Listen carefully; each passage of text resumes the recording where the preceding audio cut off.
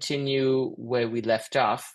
And if you remember, we were talking about some of the challenges of just going from the I'm interested about this to doing. And Ashok, I noted your question earlier, and let's get back to that. How do we push ourselves? So, Lars, a little bit about the happiness sweet spot. Yeah, so the happiness sweet spot is really, some of you have heard about this before. For some of you, it's new. So I'm just going to walk through the three pillars of organizational happiness: purpose, strength, compassion. But really what it is, as I said, it's really a enabling framework, I would call it, or a lens that you can use to look at your organization, or if you are a practitioner or a consultant at your client's organization, and say, is there some place where we need to put a special or specific focus? And I say, so it's, in that sense, it's not a one size fits all. It's more a framework that you can use and apply it to an organization and work with leaders in that organization.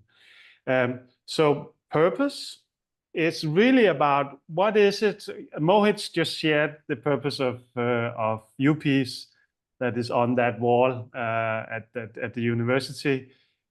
That is really a heartfelt purpose, I would say. But you need, for you as an organization, you need to know or find or develop a heartfelt purpose that is more than profit. Heartfelt purpose that is more than profit.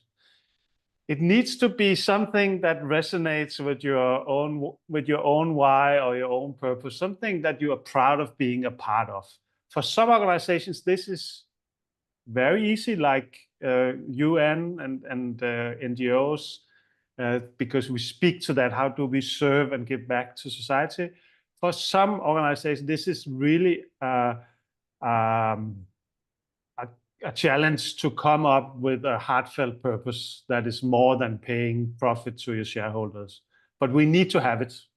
This is where I will maybe talk more about. This is where you are able to attract top talent and keep top talent. This is where you feel proud of being part of what you're part of there. And sometimes we call this our employee value proposition. What is it that we offer to our employees? How do we tell that story? Sometimes it's about unwrapping what we already have, because why are we in business, or why are we put into this world? Sometimes it's developing a whole new storytelling for the organization. But we need to have a heartfelt purpose that is more than profit. Lars, the one comment, I'll just add the one comment is, sometimes when you work for an organization like the University for Peace or Paula, like the United World College System, sometimes we take for granted our purpose, right? Oh, everyone must be super motivated. Never take for granted your purpose. Help people reconnect with the why they are coming to work, right? And so that's just a cautionary note from working at the University for Peace, where sometimes people just forget.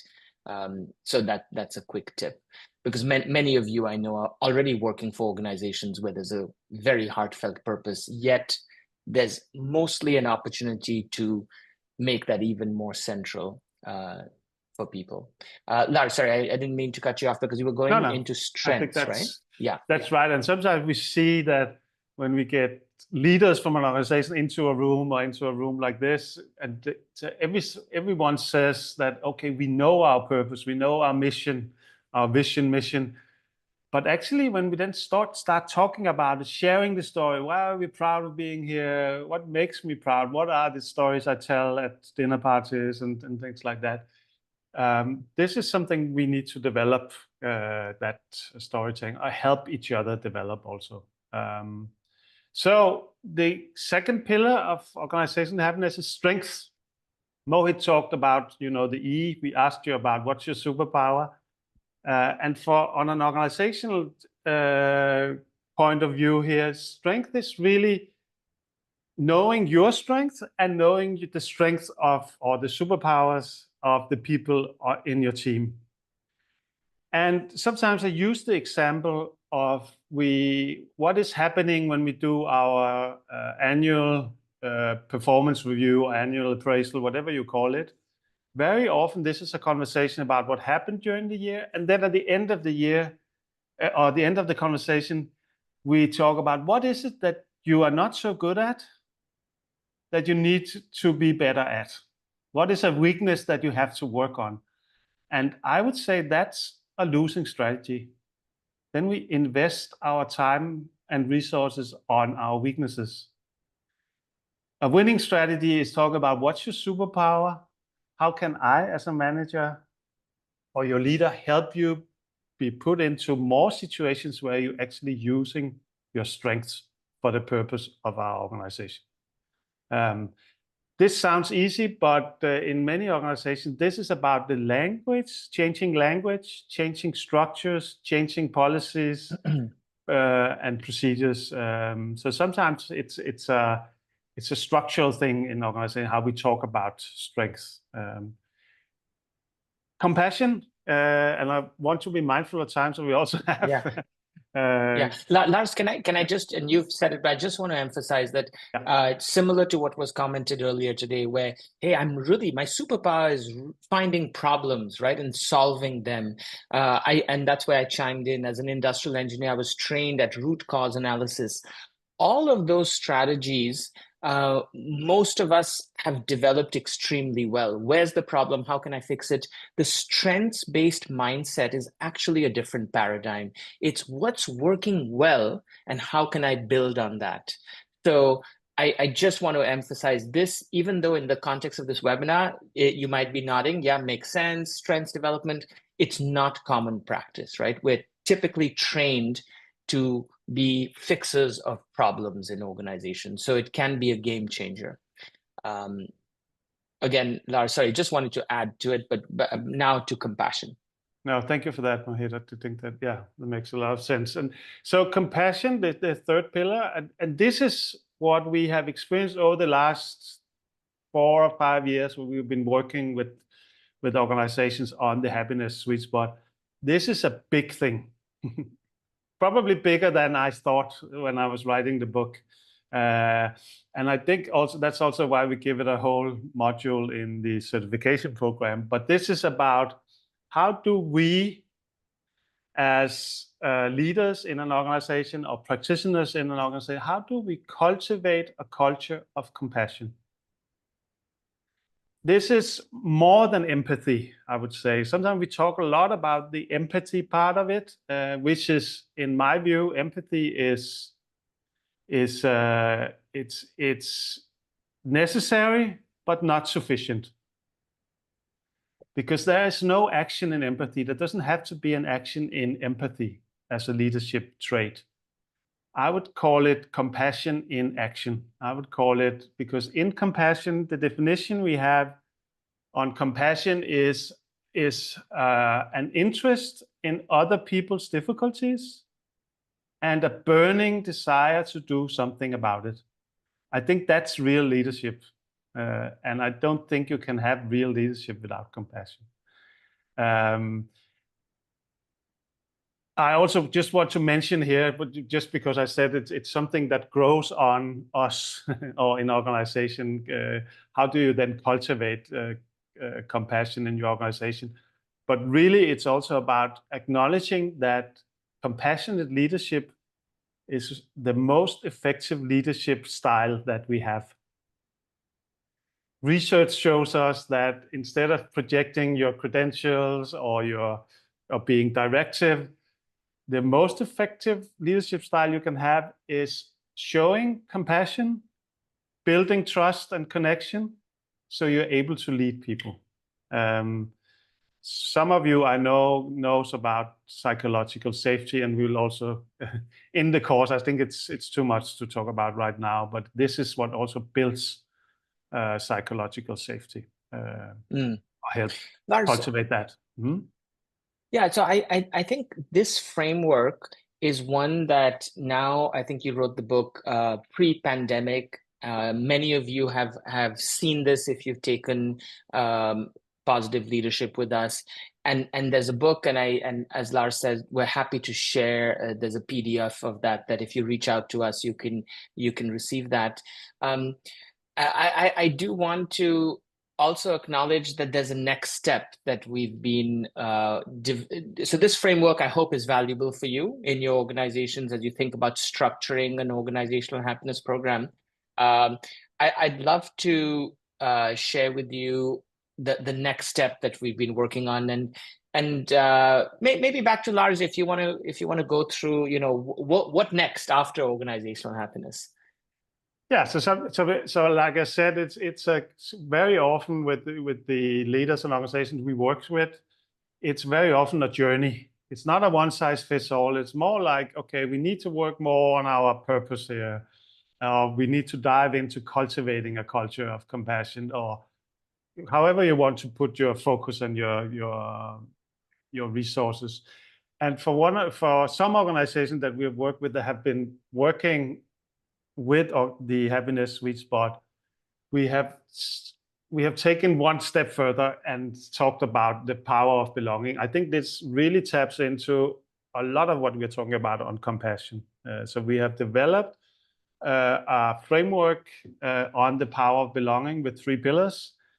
It's about I'm seen, I contribute, and I'm proud. This is really where I would say if you're an HR professional or a leader or in an organization that are driven by KPIs, this is really where retention lives. This is really where you keep your top talent and tapping into that power of belonging. This is I would say if you are a consultant or working in an organization. Thank you for clarifying that, Mohit. Key performance indicator. Sorry for using that. But if you are working in an organization or with an organization, this is our one-day workshop. We just had a few of those one-day workshops with a client in Costa Rica. This Boston Scientific, I don't think that's a secret, but so we signed a one-day workshop on the power of belonging and inviting leaders in to talk about the power of belonging. How do we tap into that power? And what is the actual behavior that we would like to see more of and what we like to see less of?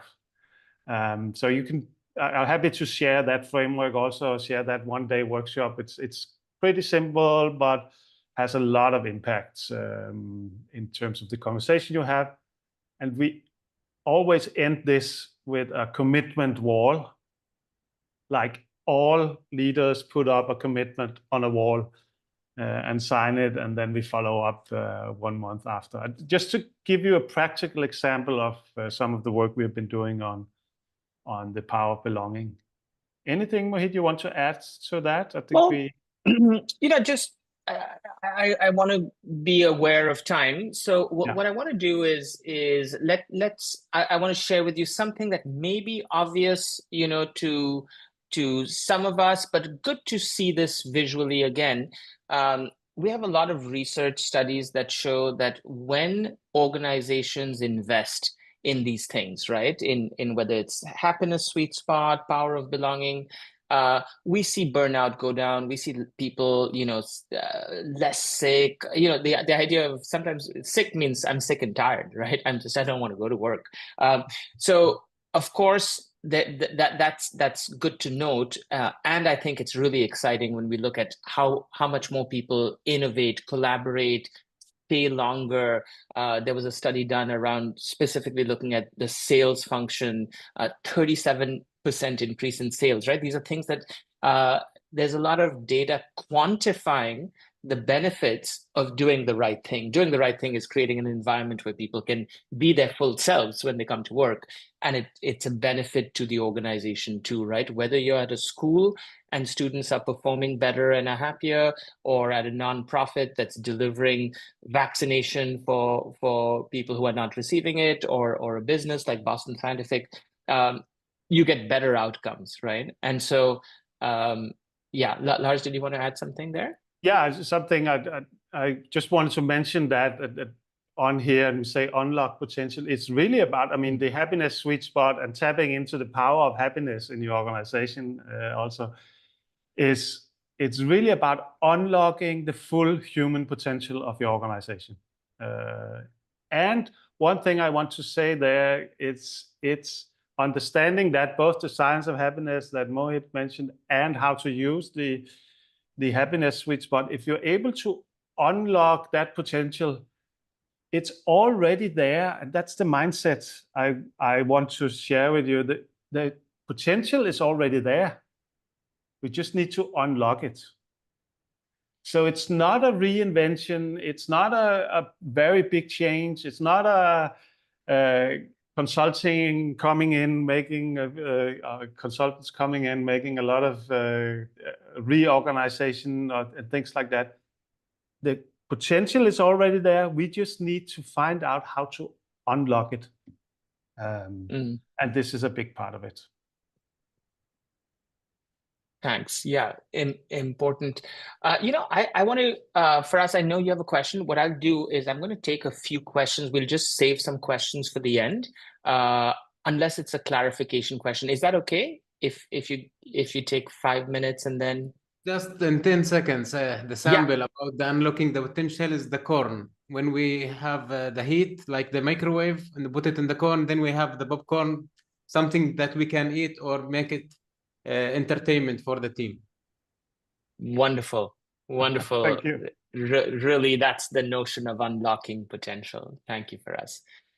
So I want to ask you all a question here, which is, is your organization currently measuring employee happiness? Most leaders in most organizations would say, yeah, employee happiness is important. If people are happy, of course, we know that, it's much better overall. But how about measuring happiness? Most organizations we've interacted with do a pretty good job of measuring their finances, do a pretty good job of measuring, if they're delivering a service, customer satisfaction. What about happiness? So put in the chat, 5 is your leadership is really committed to measuring happiness. There's some kind of pulse survey in place. Pulse survey is like a weekly or monthly quick survey, so they're constantly getting feedback on this.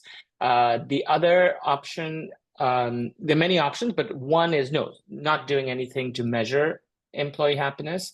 3 would probably be like a once a year thing. So put a number into the chat, giving us a sense of currently in your organization, how much is being done to measure happiness on a scale of 1 to 5. Don't overthink it.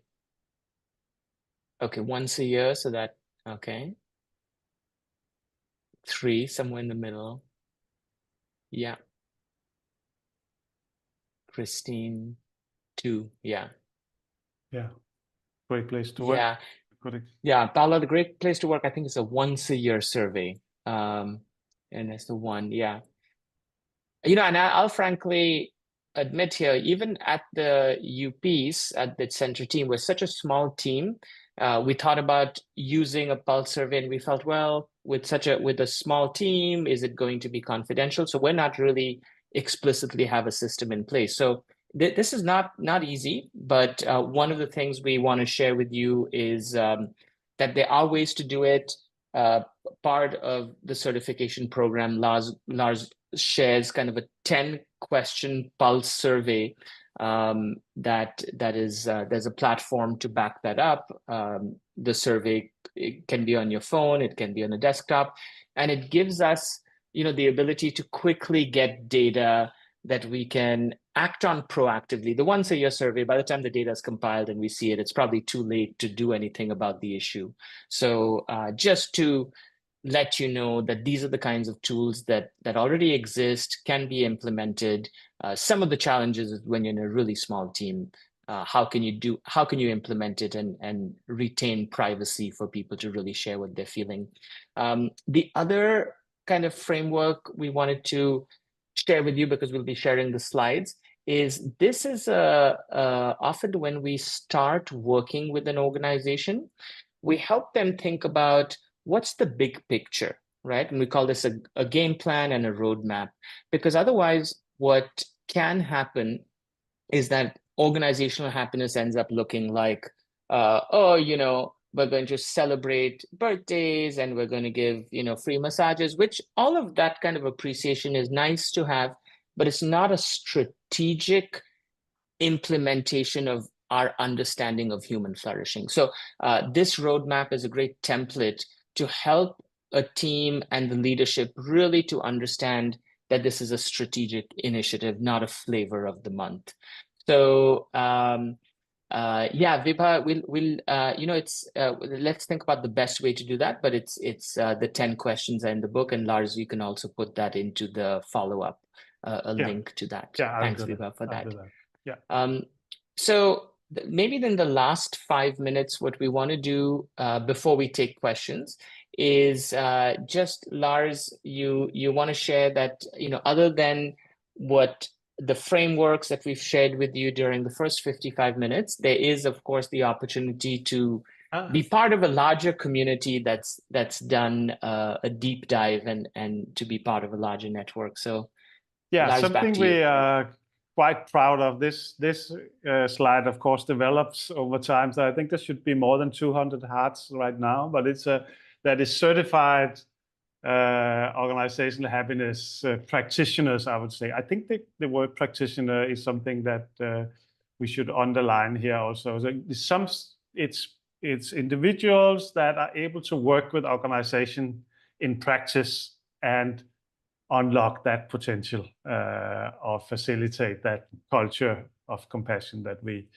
also talked about. So this is also an invitation to join the tribe. You already joined it a little bit today, and we can continue the conversation. And I just want to say, whether you're joining, the certification course or not, it's something that both Mohit and I are very passionate about. We think this is important. And as I said, the next revolution, I think, is in that more humanity and compassion in leadership. And when you look at the map like this, it makes me quite proud of what we're doing here, because it's a development over 3-4 years, I would say, where we have done these certifications. And I would say, even if you take some of the in-house certifications we have done for clients and corporate clients, there will be more than 1,000 hearts on this. So this is the certificate, the coolest certificate I can think of. I don't know any cooler certificates than this one. It's a really nice certificate. This is maybe you can speak to that, Mohit. Yeah, so part of it is maybe this is a good time to also share some information about, if you want to take that deeper dive, Ashok, that relates also to your earlier question. So firstly, I just dropped a link into the chat. If you click on that and put your name in, you'll receive some follow-up information about how does it work and options. Just so either you can register or just say, hey, I'm interested. And we have a team of which Gabe is also part of, so you can speak to somebody on the team. But what we found is that, generally speaking, and I'm going to stop sharing so we can see everybody, is that there's usually a couple of things that need to happen to go from I'm interested in this area into action. One is just kind of taking a bit of that leap of faith, right? Which is, hey, I know this is important. I'm going to try something, right? I've been to this webinar. I like the happiness sweet spot. So you move forward, you get some feedback, you pilot it. And then, because it's such an important initiative, right? The idea of being part of a learning and practitioner community, that is, most of the people, Lars, who've joined the course are actually in positions where they really want to take these ideas back to the team. Part of what they develop in the workshop is kind of the plan of implementation.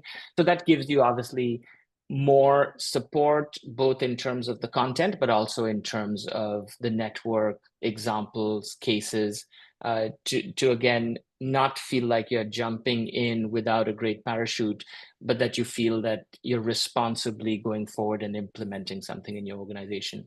So I hope that answers that question. Trying to see if yeah, go ahead, Lars. No, I think also, and maybe Gabe was going to say that also, but I think it's also a part of the overall diplomas, and the global leadership diploma, or the diploma in social innovation, right? From UPeace. I think that's Yes. Yeah, Gabe, do you want to? Yeah. Today's webinar is actually part of a larger certification program on organizational happiness, but also this could be your first step. And if you would like to, you can then take 4 additional courses, and that will actually lead you to a diploma from the University for Peace, founded by the United Nations. A great piece of document to have on your resume. And you know, if you're thinking about going further, please write to us. We love talking with you. I already put the email in on the chat. So yeah, we're happy to talk. Fantastic. Ashok, thank you, Gabe, for sharing that. I also just dropped in the link to our 2 diploma programs. We try to make them, I would say, extremely reasonable. We did some benchmarking. Similar programs usually have 5 times more. So it's an 18-month program. If you can be on a payment plan if you want. We do have participants from all around the world. We also have participants from organizations that are so purpose-driven that that we have to keep the price of access low. And in exceptional cases, you know, please let us know if you're extremely interested and need even further support. But yeah, that's our approach. And yeah, other questions or comments. By the way, I just want to acknowledge we've hit our time. And if there's one thing that is extremely precious, non-renewable resource, it's your time and energy. So we said it would be for an hour. If you need to go, or if thank you for joining us today. We'd love to have you back in some shape or form. We'll do more of these webinars. We have an event on campus in March around happiness. Lars starts the certificate program in about 3 weeks. So thank you all for joining.